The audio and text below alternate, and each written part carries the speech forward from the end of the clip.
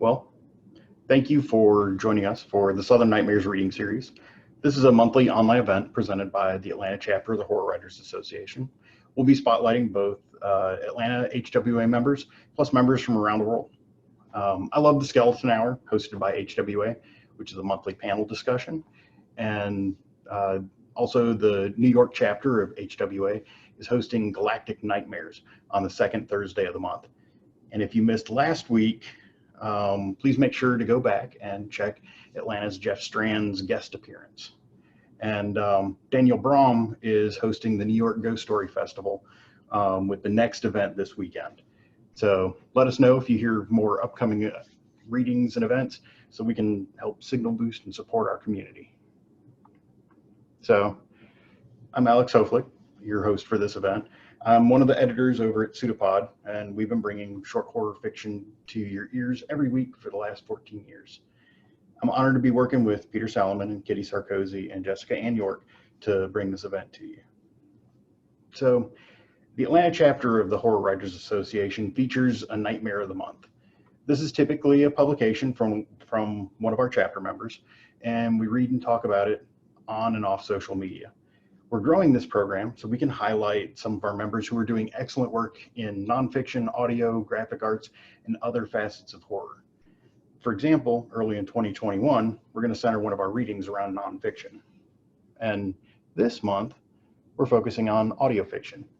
December's Nightmare of the Month is award-winning Harry Strange radio drama written by Tony Sarrecchia. In addition to Harry, Tony is working on full cast radio productions of Lady Sherlock Holmes and Scarlet Hood. He's also written TV pilots, feature films, novellas, and short stories. In 2017, he was hired to write radio drama adaptations of Jeremiah Willstone in A Choir of Demons and Anthony Francis' short story, as well as The Probability Brooch, based on L. Neil Smith's novel, The Probability Brooch. So Tony, there's three complete seasons of Harry Strange, each season following a different arc, but each year building on the last. I'm a big fan of audio fiction and love hearing how other people approach it. So what do you like most about working in audio? So the thing I like the most is that the story exists in the listener's head, right? That I can show them a film and I can show them the monster, but the monster is mine, right? It's my imagination of the monster. In audio, I can tell you there's a monster and I can give you the barest possible description and your brain fills in the rest. So I'm never going to be able to top the monster you create in your head. And I think that's kind of one of the beauties of, and it's not, I mean, not just about monsters, but I think that's one of the beauties of audio drama is that you create your own movie, right? So there's no zipper running up the back. There's no, oh, I see the alien just looks like a guy wearing an alien suit. It's you. It's as scary as you want to make it. And I think that's great. So I think that it requires, I think it requires a little bit more of the listener, right? And that they have to be actively engaged. You can't really be doing other stuff and listening unless the other stuff is like mechanical, like if you're working out or running on the treadmill or whatever, you can do that. But it does require a little bit more invested of the listener. Well, and yeah, to kind of build on that, one of the nice things that audio fiction does is it removes the eye-brain component of reading a book. And so it frees up part of the visual center of your brain so that it can go do all those things. Right. We did when we did the launch of Harry Strange, we had a launch party where we invited the cast and friends and crew and people who worked at the radio station. And in episode 1, we have an evisceration and a guy being turned inside out. Right. So we did it right up front, right? If you're either going to love this show or hate it. And the beauty of that scene was that the producer and I stood in the back and watched the people who were listening. They were sitting around an old-fashioned looking radio, and they were all leaned in. And one woman actually brought her hands and covered her face because she didn't want to see the evisceration anymore. And I mean, to me, that's beautiful, right? Because I wasn't doing it; she was doing it to herself. And it was just the magic of radio, right? The theater of the mind. Yeah. That's one of the best things that a creator can have. Right. Yeah, it's incredible. Reaction. So why don't you set up what you're reading for us tonight? So tonight I'm reading from a prose piece, not a radio drama, and this is a Christmas ghost story. It's about a guy who was traumatized by supernatural things as a child, and he believes if he commits murder, it'll reset his timeline, and he can live the life he was supposed to lead instead of the creepy life he ended up leading. Nice. So Over this to you. is. I'm sorry. Okay, so this is actually him. He's telling this story to someone, so we're actually catching the narration with him going. So it was on the day before Christmas Eve. The teachers released us from class early. Our parents would arrive the next day to take us home for winter break, and we would spend this time packing. Of course, we were children, and the snow had been falling since before sunrise. Everything smelled cool and clean, and the world spun, covered in that white, strange silence that makes you believe in the season's magic. I tilted my head back to catch the snow on my tongue and put my arms out like a bird's wing and ran through the stuff, delighting in its crunch under my boots and the earthy, woodsy scent in the air. My friends, James, Elton, Charles, and Patrick, were sliding on an icy patch of pavement. It was a beautiful 3-meter long slide from top to bottom, and if you started your run from a few meters back, it was possible to reach dizzying speeds. James yelled "Land ho!" as he stepped onto the ice, and each of us tried to produce our own unique exclamation. Mine was for King and Country. I slid fast and felt a breeze on my face. At the last moment, I lost my footing and tumbled, heels over head, into a packed snowbank. My friends laughed, and so did I. It was a perfect day, until the sky darkened. Dick Wilkins," someone shouted in a voice that didn't belong to my friends. "Dick, over here." The voice came from the other side of the hedgerow. I shielded my eyes from the sun and blinked. I must have hit my head far harder than I thought, because as I watched, the sky tore itself in half as if it were no more substantial than a newspaper. My world was green and snow-covered, but the world inside that tear was sepia-toned and had the backdrop of a town filled with tall buildings belching smoke and poisons into the air. Future London. Well, the London of today now, but back then it was future London. You know what I mean.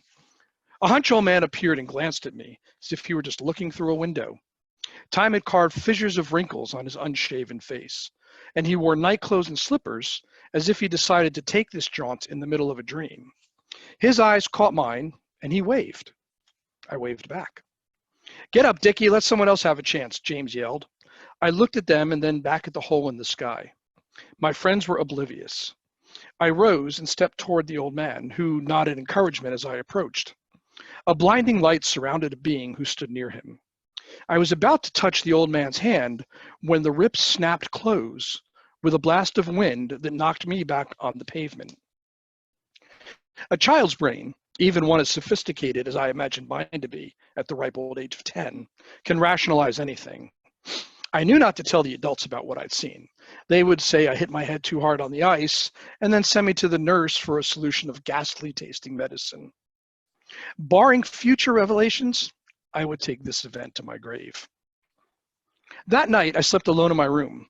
My roommate's parents had taken him home for the break, and my father would not be along until tomorrow, though with the current snow accumulation, I worried his coach would not arrive at all.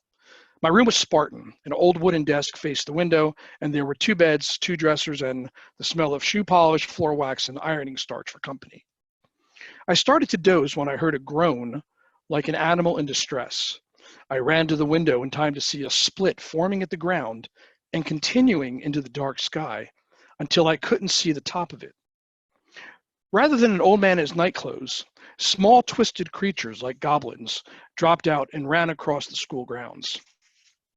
At first, it looked as if they were chasing my friends, who, for some unknowable reason, had left their beds and were skittering about the green in the middle of the night.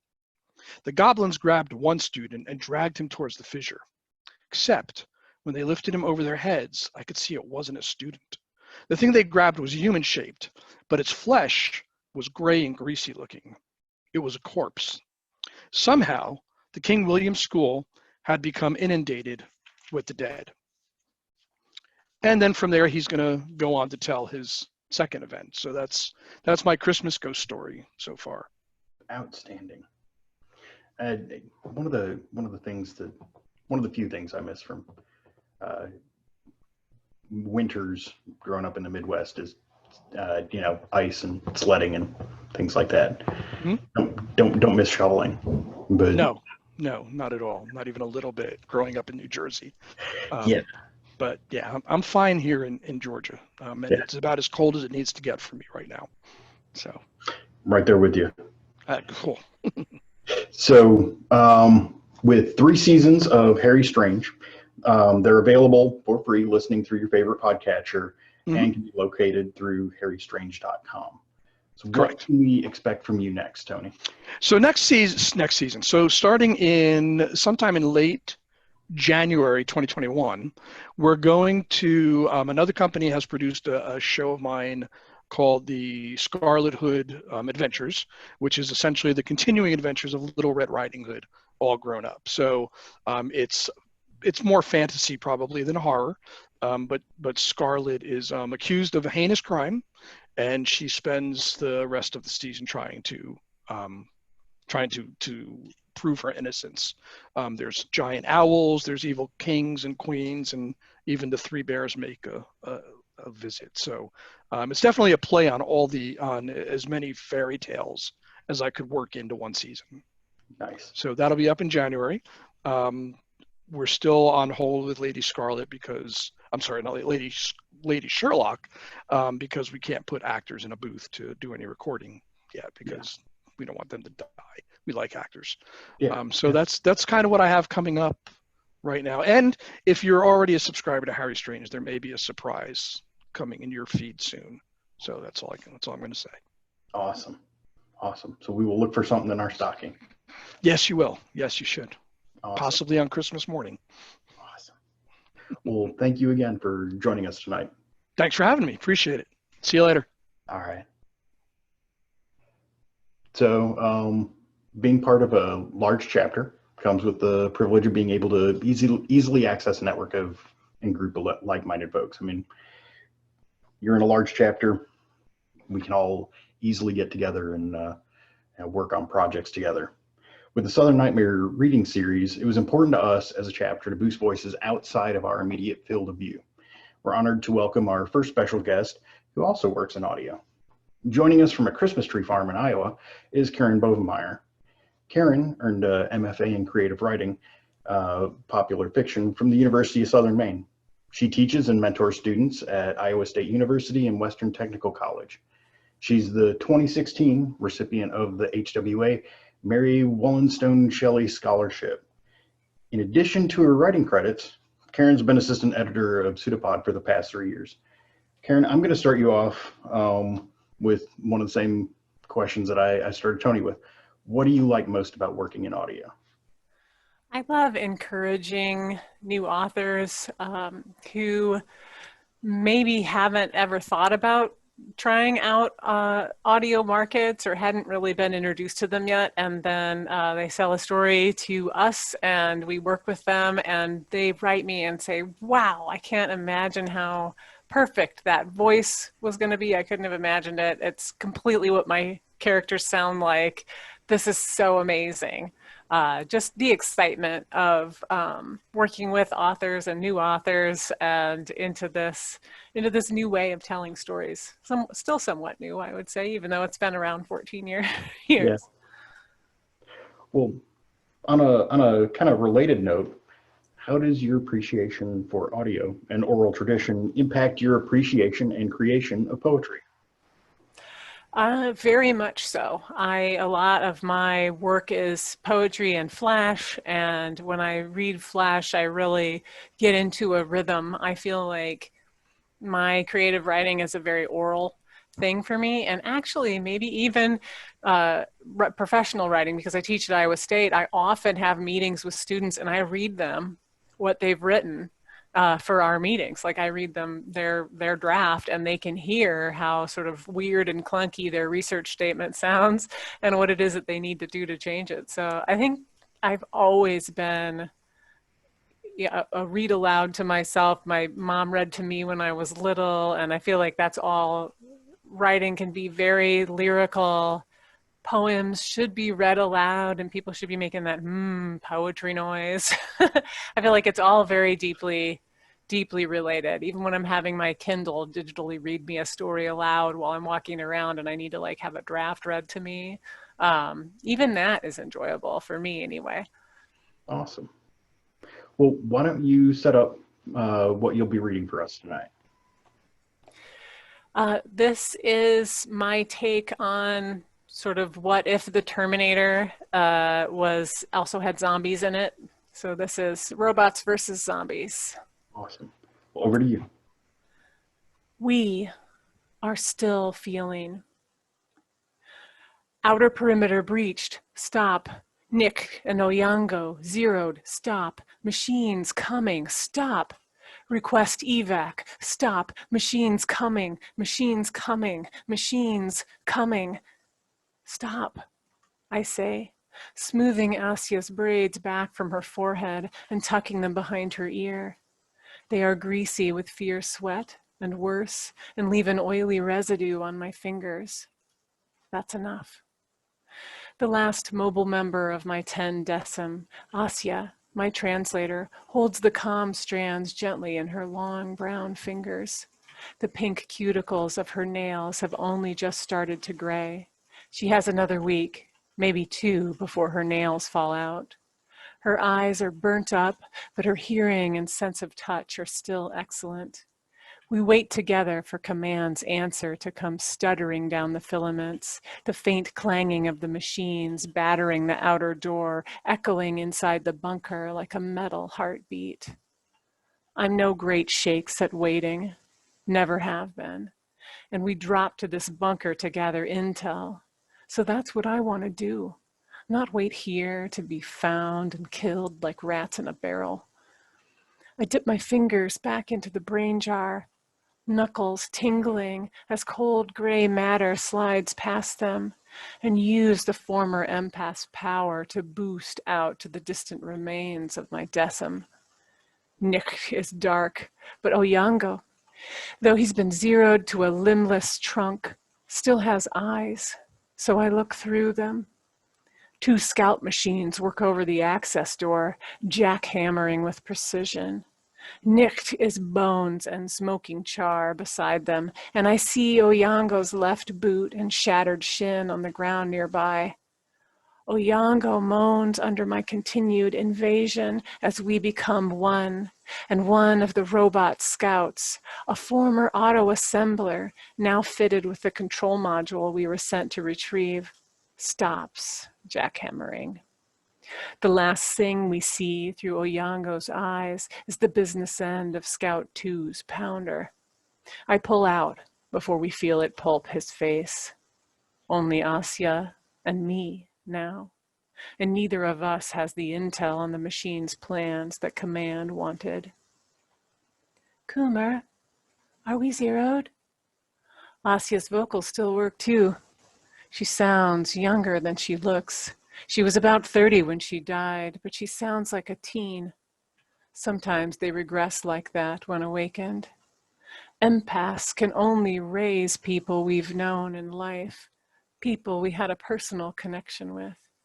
Using another empath's brain in a jar to make lovers and family and friends and co-workers get up and serve makes humans like me useful, even after we're dead. How many lovers' bodies do I have left before I'm jarred? Does it even matter? Not yet. I try to make the lie hopeful. We have maybe 5 minutes before the scouts get through. There isn't jack or shit Command can do in that time. At least the scouts haven't found and severed the biofibers, so we still have comms. As if summoned by that thought, the strands move. Asia jumps in her chair. I feel her surprise from the sudden twitching of the filaments resting in her hands, and repeats Command's answer back to me. Do not drop your puppets. Stop. Decim tray incoming. Stop. Preserve the jar at all costs. Repeat, preserve the jar. Stop. See? It'll be all right. I tell her, and her shoulders relax because she always believes everything I tell her, because she's not really Asya, but only the memory of her. But I don't hear the rotors of a strip-to-analog CH-47 Chinook helicopter dropping in a decim like the one that brought us. I hear only the clanging of the machine's scouts on the door. Anything digital, the machines own, much like we own the dead and the biofilaments grown to communicate with the head puppeteer at command, the queen empath surrounded by her legions of dead. I slide my other hand into the jar and reach, focusing to push my range to the wavering migraine edge. There is nothing but dead, but Asya in range. No other decim of 10 with a puppeteer and her jar. Tell them I've got nothing. The clanging intensifies, then stops with a mighty squeal of protesting metal. The scouts are in. We have maybe a few more minutes as they move tactically down the tunnels and find us. Take me. Asya drops the command filaments. Fight with me. Preserve the jar. She reaches, blind, dead hands to me as if she can pull me into her instead of the other way around. I don't want to. Instead, I want to smooth my ex-lover's braids back from her forehead again and kiss it lightly. But I grip the gray matter with both hands and push my consciousness into her. What is left of Asya is so light, the long-forgotten taste of lemons on the back of my tongue. She's someone who should have lived. We become one. We need to use my eyes, Kumar's eyes, because Asya has none, so our movements are awkward and uncoordinated. We pick up the cannon that's too big for either of us to use safely, slip Asya's skinny arms through the straps, and tighten the chest harness. We station ourselves in front of the door, wedging our small body inside a metal locker to moderate the kickback, so we can fire until our meat gives out. We put Kumar's body as far from the door as possible, behind a big metal desk resting on edge. It is the best cover we can find. The pounding on the interior hatch starts. Dirt and dust shower down from seams in the metal bunker we never realized were there. We make sure the ammo belt is clear for Asya's feed so we can fire and fire and fire until there is nothing left. The filaments twitch on the floor, but there is no translator to tell us what command is saying. We want to say, bunker, taken, stop. Kumar and Asya zeroed, stop, stop, stop. Oh God, stop. And I'll stop there. That's half of the story. The rest of this flash fiction is available at the link that I'm pasting into the chat that will be shared with this recording. Awesome. We will make sure that we propagate that out with the video. Maybe Kitty can drop that over in Facebook Live right now. So thank you for that reading. And to close this out, since we're in the holiday season, what do you like most about working at a Christmas tree farm? The happy people.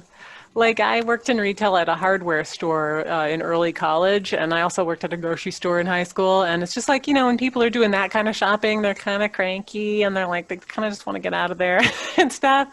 But when people drive out to a Christmas tree farm, it's like an event. You know, they pile out of the car and their happy dog is jumping all over the place, and their little kids are like, wow, everything is magical to them, because, you know, some of them, that's the only time in the year they get to a farm. And we have a little scavenger hunt sheet that we give the kids of things to smell and things to see and things to hear. And if they get 10 things, we give them a little candy cane, and it's like they won $1 million, the look on their faces. And so it's just wonderful. And the trees smell nice, and it's an outdoor venue. So like, people aren't breathing on me, even though we're wearing masks and stuff. But like, I don't know, it's just Everyone's so happy. It's delightful. We can use more of that this year. Yeah, I actually have a sequel to this story where the characters dress up their zombies like Christmas decorations. And they Nice. have a race, and whoever zombie still has like the most parts left at the end of the race, like wins the Christmas race. So I didn't publish that one. That one I just wrote for me. Well, I'm going to have to read that at some point. So thank you again for joining us tonight, Karen. Thank you. So up next, we welcome Kellyanne Frank. Kelley is a horror artist and author. She also writes film reviews for Dead, Buried, and Back. She specializes in creepy illustration as well as abstract work expressing her emotional states. Also, some excellent resin work, including animal skulls and tea light holders. She's also an asexual witch and an outspoken advocate for the strange and unusual. So I know, Kelley, you've been working really diligently this month, helping to get a bunch of art out the door. So yeah, what are some of the things that have made you happiest about creating this month? I think honestly, like one of the things that makes me the happiest is seeing like people take pictures of their pieces whenever they get them and then posting them up. And then it's just like, it's nice to see my art children in new homes, and to see that it makes people happy. And I've had a lot of people like purchasing from me and like saying that they want it as a gift. So I'm making like cute little things to give them also. It's just nice. I like seeing people be happy when they receive things. It's very cool. Yeah. And yeah, the being able to deliver a little bit of joy right now is a nice thing to do. So even if it's creepy joy, nothing wrong with creepy joy. Hey, I mean, you know, I'm pretty creepy. Most of my friends are creepy. I think like creepy is, you know, especially right now this year, I think like the creepy people are like a little ahead on the curve for being prepared for this year. little better able to cope with everything that's going on. Yeah, we were born for this, you know, we're prepared for like the level of creepy. We're just waiting for the zombies, so it's fine. Yeah. Well, so why don't you tell us a little bit about your piece tonight before you take us in? Okay. So basically this is a long time work in progress. I've been working on this piece for probably about 10 years off and on. It's called The Curse of Rosewood Manor. And the reason it's taking a long time is because it's a paranormal mystery novel set during the late 1800s. And I'm very finicky about the time period and all of the historical accuracy. And as a witch myself, because it has witchy components to it, I'm trying to add all that stuff in. So Allegra Lee is the main character. She's the sole heir to the vast Lee family estate of Rosewood. But there is a catch because there is a family demon. So in this section, she is... her father is currently on his deathbed, and she is trying to appeal to the demon himself. So, her cat, Clovis, reached the doorway first, and he poked his tiny head into the room underground chamber. Allegra held her breath as she watched the white tip of his tail switch and twitch with excitement. Then he looked at her and meowed before moving inside. Trembling, she followed. Her shadow cut a long line into the pitch blackness behind her. Only the thought of her father upstairs, gasping and coughing up red spatters into his handkerchief on his deathbed, kept her pressing forward. All that was left was to make the sacrifice and get back to her father's bedside, if it worked. She passed through the doorway, allowing the warmth of the room to wash over her. It looked like a fine sitting room, which was surreal so far below ground. The walls were hung with rich tapestries, and a hearty flame cracked in a grate of a generous fireplace. There were a pair of well-fashioned armchairs hung with fox fur, and a variety of stuffed and mounted animal heads hung above the hearth. She called with more authority than she felt, "Demon, come forth," and looked in every direction for her would-be host. There was no response, but Clovis meowed again, rather loudly. Turning, she noted the cat sitting before one of the empty armchairs and staring, tail swishing. She frowned. "Demon, are you there?" There was no response at first, but then a sing-song voice seemed to echo from everywhere and nowhere. "Troublesome beast. Roderick was clever to give it to you."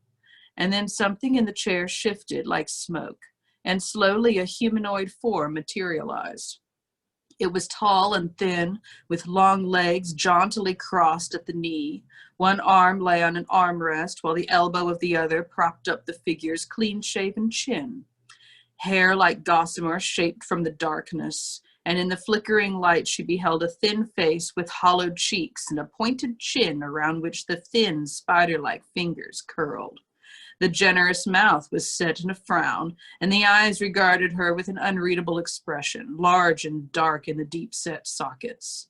The eyes made her shiver. What should have been whites were black, and the pupils were a strangely bright green, the color of fresh spring leaves in a thunderstorm.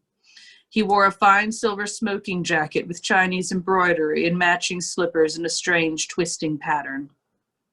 As she watched, he took a drag from his pipe, looking her up and down. "You must be his daughter. You have the look of a Lee, and his siblings have borne no heirs as yet." She curtsied, for it was the proper way to address a newcomer. "I am Allegra Lee, daughter of Roderick and Karina." She resisted the urge to fidget. "Yes, so you are," he said, leaning forward and shifting so both elbows rested on the arms of his chair. "And I am Waytold. And I believe you have something for me?" She nodded.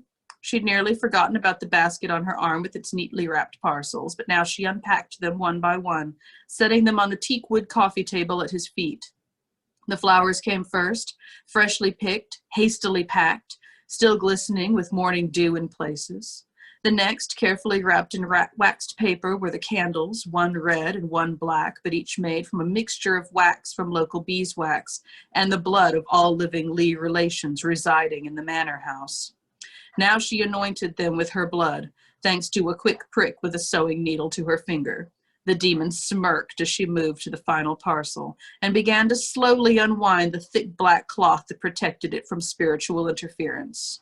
It was heavy, but at last she set this on the table between them, flanked on the left by the red and on the right by the black candle, the record of all Lee family signatures in a black book given by the demon itself generations ago. Finally, she knelt before the altar on the little embroidered cushion left there for that purpose and spoke the words. "As representative of the Lee family, I hold you, demon, to this contract for the space of 1 year. You shall protect those who have given their lifeblood freely, but you shall take orders from me alone. In return, these totems of power are yours to do as you will. So be it." The demon didn't respond at first, but he did look over the little tableau carefully. He lifted the red candle, peering at it, then did the same with the black. Shaking his head, he leaned back again. "You are a child. I will serve none but Roderick, for he is the true Lee heir as befits your people. Send me your father." Allegra bit her lip, shifting her weight. "Roderick is detained." "Detained? What a quaint, vague word. Urchin, slime, you will bring him to me. I will deal with none other." "Why must it be my father? I am his heir." The demon laughed. "His heir are you. Hasn't he a brother who may soon bear sons? Oh, and has he not a sister who may soon do the same? You are his heir now, but not forever. Now bring him that I may remind him of his place. He has ignored me for so long that I thought he'd decided to let the pact slide." Allegra glared up at him despite the strict rules of the pact, though she trembled at the thought of what he could do to her with his demonic power should he grow angry. "I've often wondered if you were omnipotent, but now I know. You know little, and have chosen ignorance over some slight while my father lies dying." The demon's smirk melted. "Dying? This is the only way to save him. Please." The demon stared down at her like a man numb from war, but he took his place opposite her and bid her stand. "Rise, then." She did so, blinking as he assessed her quickly. "Now follow my lead." "We must save my father. We must finish this pact first. Now put your hands up with the palms facing me. Yes, good. Now speak the words. She blinked. What words? The words! Blast you! Surely he gave you words to speak. No, he said you would know the ritual. Damn him to all 7 hells, even in death. He mocks me. Very well, speak after me. And he began to utter something that sounded like gargling. Allegra watched him speak for a good minute before he finally made a little flourish with his left hand. Then he looked up at her. Now you. I don't even know where to begin. Just say what I said. It isn't hard. It's standard demonic speech. You think I know demonic speech? Father said you would teach me. He lays dying, and you want me to teach you to speak. Well, it's not Roderick's oddest request. Fine, say what I say. And he made a strange gurgling sound, short and rumbling, in the back of his throat. With no time to lose, Allegra gave it a try. Very nice. As Thank you were doing that, the cat wandered through and looked at the computer and sassed. So I think that's appropriate before going to lay down and go to sleep. Mm-hmm. They do that. They're always getting in trouble. So what's up next for you? Well, next for me, January is my month of taking time, closing up my shop, and most I'm going to be focusing on my writing and getting stuff together. I have a short story that's going to be published soon, and I'll be posting about it on my website at morbidsmile.com. And I'm just going to be focusing on that and getting a lot of things together for the Horror Writers Association and doing what I can. So awesome. Well, looking forward to it. And thank you again for joining us tonight. Thank you for having us. So our next special guest from Portland, Oregon is Wendy N Wagner. Wendy is the author of the forthcoming horror novel, The Deer Kings, due in August from Journal Stone, as well as the SF novel, An Oath of Dogs, and 2 Pathfinder tie-in novels.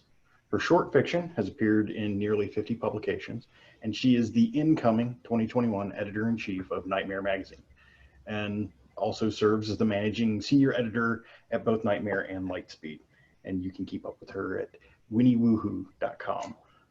So I really enjoyed your story, The Deer God, in the anthology Places We Fear to Tread. Oh, And awesome. I really liked the inexorably uncaring monster, and the story is kind of unsettlingly perfect with a depiction of what parents will do to protect their children. Is there a common thread between the Deer God and the upcoming Deer Kings, either narratively or inspirationally? Inspirationally, definitely. I was inspired to write the story The Deer God, and it actually from a movie called Black Mountain Side, which I saw at the H.P. Lovecraft Film Fest, and it combined with some other stuff, and it made me want to write that. And it got rejected from FNSF, and he gave me all this great feedback, and I was like, well, that's great feedback, but that's not what I want to write. And so I started revising the story, and it slowly turned into a novel. And after I finished the book, I went back to the original story and tweaked it a little.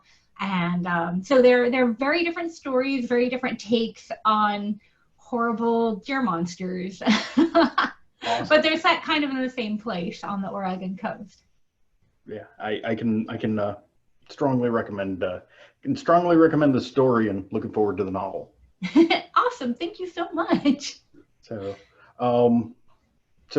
Pseudopod had the distinct pleasure of bookending Halloween this year with a Final Girl werewolf story from AC Wise and your gutter vampire story, The Smell of Night in the Basement.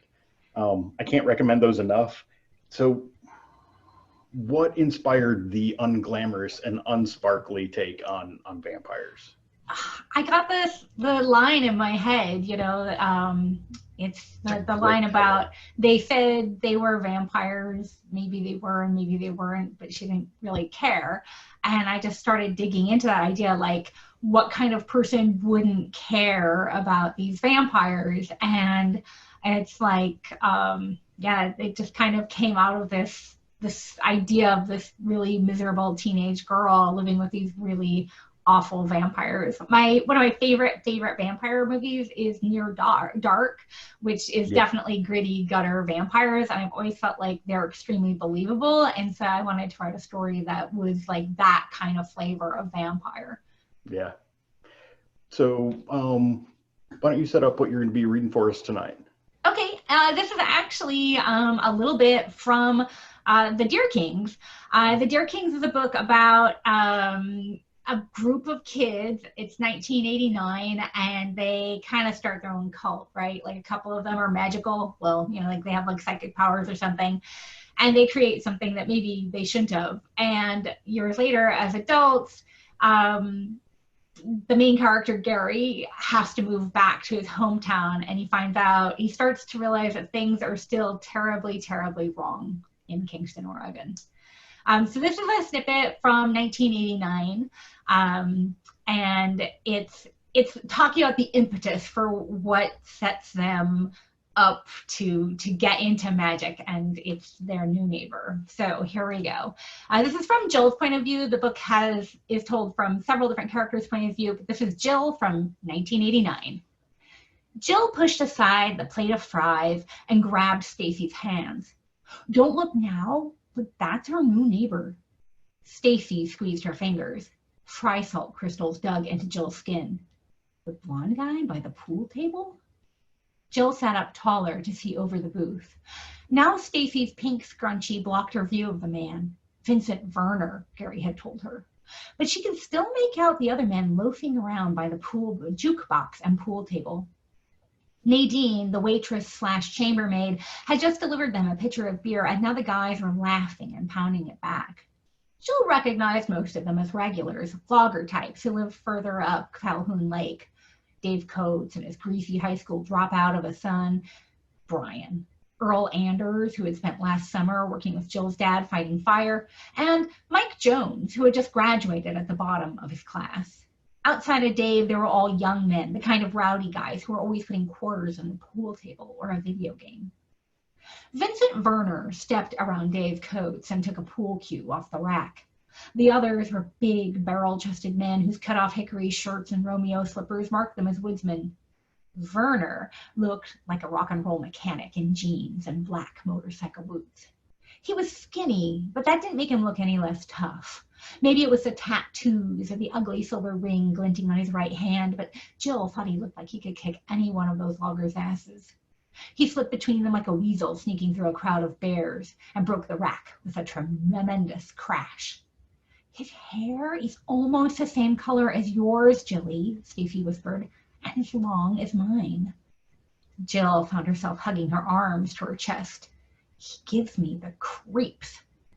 Jill took an abstemious sip of her Coke. Her mother had threatened to switch her to diet if she gained even a pound this summer. "Why? He's no worse than any other guys. He doesn't even chew tobacco like Brian and Earl."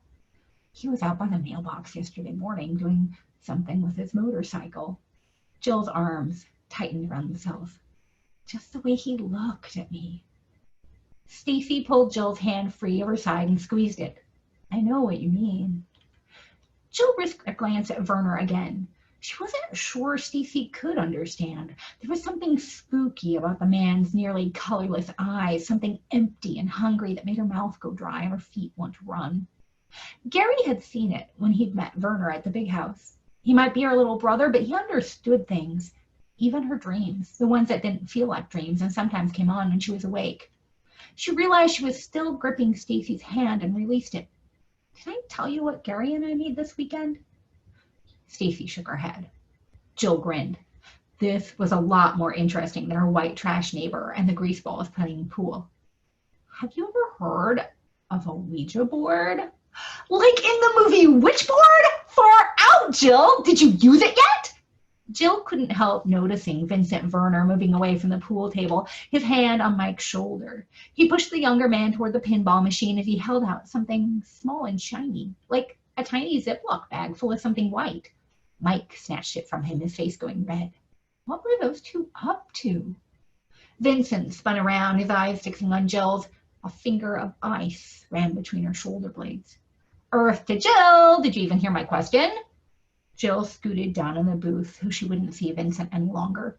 The Ouija board seemed kind of like kid stuff now.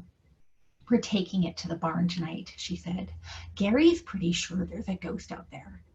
Stacy's brown eyes widened. What about you? Jill opened her mouth and then closed it. She and Stacy had been best friends since 3rd grade. Since the first day, Stacy had walked into Mrs. Turnahan's class wearing galoshes, the same shade of pink as Jill's. But Jill had never once told her about the pictures she sometimes saw when she was falling asleep or painting. It was nothing like what Gary lived with, but Jill knew it made her weird, maybe even crazy like her grandma Sheldon had been. Unless the Ouija board proved she and Gary were totally sane. I can't wait for tonight, Jill admitted. She covered her mouth with her hand to stifle the excited laugh bubbling up in her throat. And then we can take a couple of seconds and jump to the next scene, which is actually Gary in 2018. As if summoned by his memory, Jill's ringtone sounded from his pocket, the first 2 bars of Freebird. Jillian, he breathed, relieved and comforted to know that even in Petaluma, California, his sister knew he was having a hard time. What the fuck are you doing in Kingston, Gary? Yell at me, please. It makes me feel like you're really here. I ought to come up there and kick your ass, except that would require setting foot in Kingston. The lights of Main Street, Highway 101 really, glinted ahead. Gary leaned against someone's privacy fence. Jill hadn't been to Kingston since the day his parents drove into Calhoun Lake. He'd even managed to avoid the place up until the move was utterly unavoidable. Zach was right. He hadn't wanted to come back to Kingston, but if he was going to survive living here, he was going to have to face what had happened to his parents. I wish I really knew what happened that night on Calhoun Lake Road, Jilly, why Mom and Dad died. I told you about my vision. I told you they committed suicide. But why? I was getting sick, but everything else was finally good for them. After years of garbage, they actually had their shit together. Because of the deer saint. That was just kids playing. Her voice crackled with anger. You always bought into the stories Uncle James told us, that the stress of losing our parents made us flip out. I'm the one who spent 2 years on the funny farm, but you're the one who thinks we're crazy. I know you're not crazy. God, I don't know. She huffed a long sigh. He hadn't been to her place for a while, but he could see her perched cross-legged on her papasan, a cone of incense sending up smoke from the end table beside her. The his and hers bongs she and Miguel had made in their glass-blowing clasp resting on the table in place of honor. Her dog Merlin snoring on the couch. I know you won't believe me, but I did one of my paintings and I think it was a warning. What was it? He bent his knees to loosen them. He'd given up telling Jill what he really thought about her prophetic dreams years ago. It felt really metaphorical, but it was clearly Zach on a boat getting attacked by some kind of sea monster. A sea monster. It's a metaphor, Gary. You moved to the fucking coast. She paused. He could almost hear Merlin's ears flap as she reached over to rub the mutt's head. Our parents were normal until they got caught up in Kingston's shit. That town is whack. Yeah. He tried to think of a rational response and came up empty-handed. He cleared his throat, which felt uncomfortably tight. Yeah, I think you're probably right. She made a little sound that could have been a gasp or a sigh or a sob. I'll tell Miguel to cast a protection on you 3, okay? He nodded and remembered she couldn't actually see him. God, he was actually encouraging her witchy nonsense. That's how much this move had unnerved him. Okay. Awesome. The structure, yeah, hits a couple of really nice spots. I'm looking forward to reading that. Awesome. So, to pivot, one last thing. You're the incoming editor-in-chief for Nightmare Magazine. What are some of the experiments and changes that you're looking forward to in 2021? Well, one thing I'm really excited about is that, we've always run 2 pieces of original short fiction and 2 pieces at our reprints. And so we're actually going to swap out our reprints for what we're calling the Horror Lab, which is all going to be fiction, poetry, or creative nonfiction that's under 1,000 words, with some hopes that we can get some really fun experiments going on in there. And I'm really excited because I think we've already seen some terrific submissions. We've got some great stuff coming up for you. And that's going to start So Nightmare has a special double issue in January. That's JJA's last issue. It's our 100th. It's like a total blowout of like horror and dark fantasy, and it's going to be great. And then in February, we'll make the big shift over to my weird stuff. Well, really looking forward to seeing some of the experiments that you come up with. I'm a big fan of the H word, the nonfiction column that y'all do every month. So I love it. I love that column. Running it has been like the most fun thing I've done in like the last 4 years. You know, it's a really great, hugely influential in my own work, I think, too. And it sounds like you get to do, you know, you're doubling down on that. So that looks like a lot of fun. So Thank you, Alex. Thank you again for joining us. So our final reader for tonight is David Powell. David has taught school, directed plays, played music, and portrayed zombies. But now he writes full-time, seeking out the pockets of chaos brewing in the corners of the grid.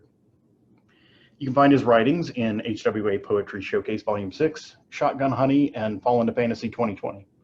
Links can be found on his website, davidpowell.net.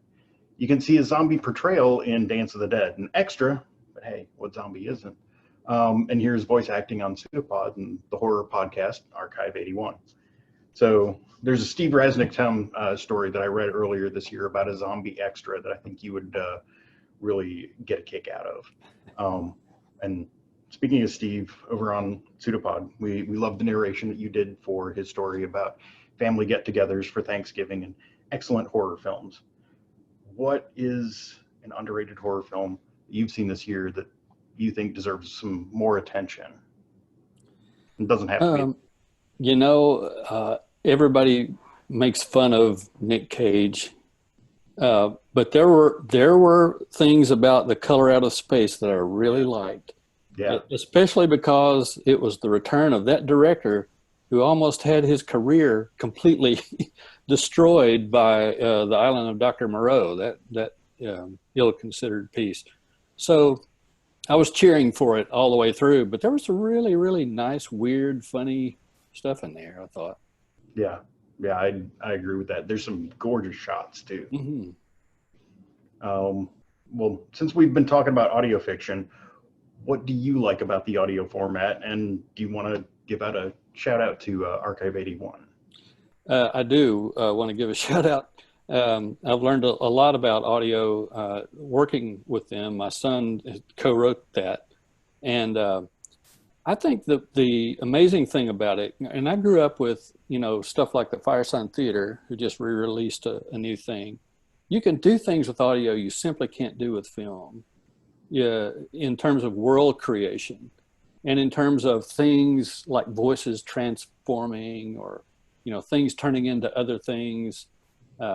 It's very suggestive, but it's also just really, like I think as Tony and Karen both said, you know, another part of your imagination kicks in. And I think it makes a very rich experience. Awesome. Well, why don't you set up your reading before taking us in?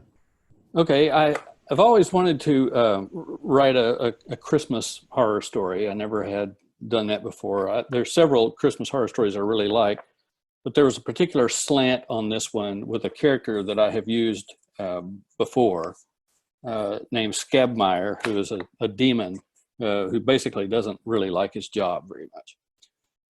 So the story is we all have to pitch in.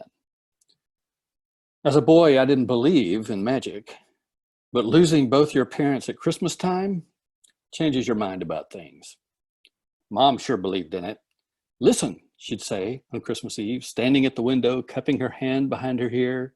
I hear sleigh bells. Mom believed in Santa Claus, the Easter Bunny, the Tooth Fairy, and Jesus, and she insisted we believe too.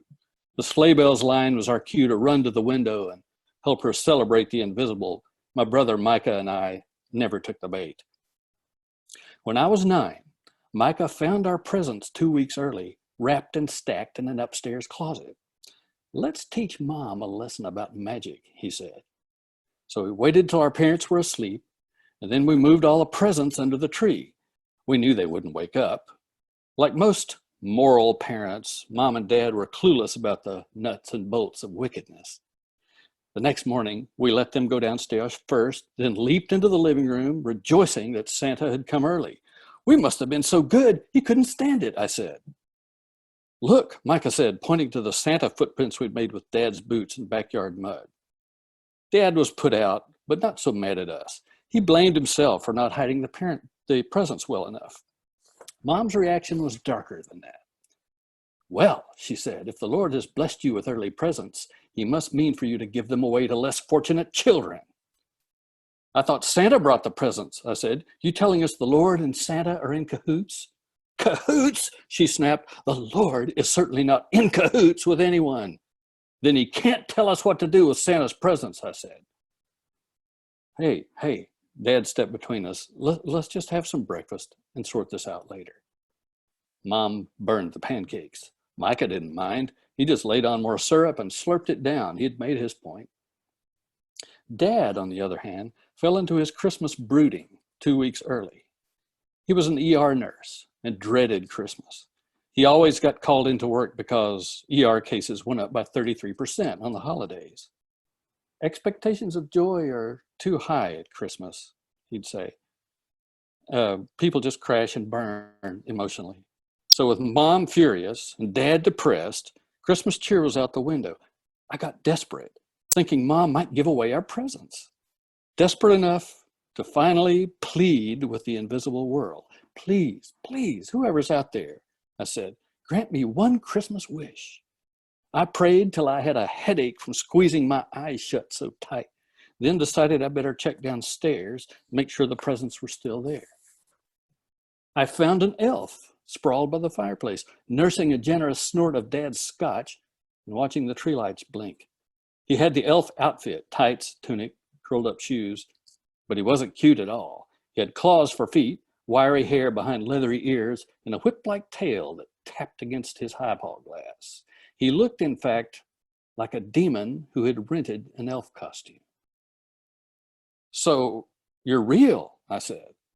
Uh-huh, he said, yawning. He slurped scotch and sat up, hugging his knees. You don't look like the pictures, I said. Have you had a bad night? Oh, he said. His tail swished up and pulled off the hat, revealing a scalp scored with a pentagram, deep cuts glowing red like molten lava. I'm really a demon, not an elf, but this time of year... Oh, don't tell me, I said. Your caseload goes up 33%. Oh, no, more like 60%, he said. It's a nightmare. So we all have to pitch in. Name's Bovemeyer. He creaked to his feet and downed the scotch. So let's get to it, he said. Your family needs some Christmas cheer. Mom's mad and Dad's depressed. Bovemeyer squinted. Ha! Thought you'd knock a hole in your mom's false cheer, didn't you? That's dangerous. You never know what's behind false cheer. And your dad is used to working out his Christmas depression at the ER. You've brought it on early and left him defenseless. Good job. Okay, I said. Can you help or not? I can grant you one Christmas wish. Bovemeyer set the highball glass carefully on the brick fireplace, cracked his knuckles. Be careful now. Careful how? I asked. He fidgeted in his too tight outfit. You want to be real precise with your language, he said. Well, I don't know how to say it right. He sighed. Normal is too vague, he said. Be specific about what you want. What I wanted. I tried thinking of something to pick up the mood in the house, but I kept seeing Mom's angry face and Dad's sad one. Then I had it. Okay, I want for Mom and Dad to have their heart's desires granted this Christmas. Scabmeyer's eyes widened. Wow, I didn't see that coming, he said. That set you apart giving away your wish. Are you really sure that's what you want?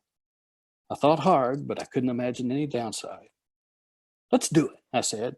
Done, Scabmeyer said. He flipped his pointed hat back on and popped out of the room like a soap bubble. Who are you talking to? Micah asked from the hallway. Nobody. You seen Mom? Micah asked. I can't find her anywhere.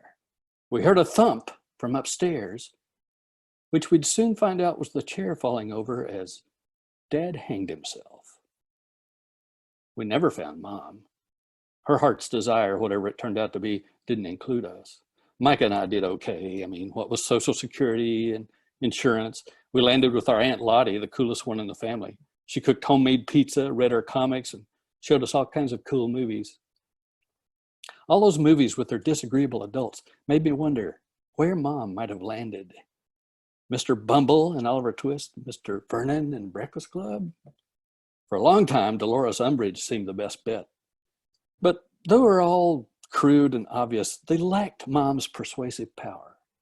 Then by chance, I caught a Tony Robbins lecture on YouTube, radiant with his square jaw and wide toothy grin and his positive attitude. If you believe in magic, you'll live a magical life, he said. If you believe there's no magic, your life will be dull and narrow. That was Mom in a nutshell. Maybe Mom had turned into Tony Robbins. She had a strong jawline and a wide toothy grin. Maybe she'd gotten unspeakably rich telling people, if you can't hear the sleigh bells, it's your own damn fault. Who could have guessed? The thing that convinced me Mom was right took her right out of my life. I'd tell her that if I knew where to find her. She'd appreciate the irony. Scabmeyer, the demon elf, probably knows where she landed, but I haven't been desperate enough to wish for him since then. Outstanding. Can't think of a better way to close this holiday episode, because if you can't hear the sleigh bells, yeah. That's right. That's right. Well, thank you very much, David. That brings our event to a close. Southern Nightmare Reading Series will be a monthly online event presented by the HWA Atlanta Chapter, spotlighting Horror Writers Association members from the Atlanta Chapter and around the world. Please join us again on the evening of January 28th for another reading series. Until then, honor Halloween, I suppose Christmas, in your heart, and try and keep it all the year. See you next month, y'all. Merry Christmas.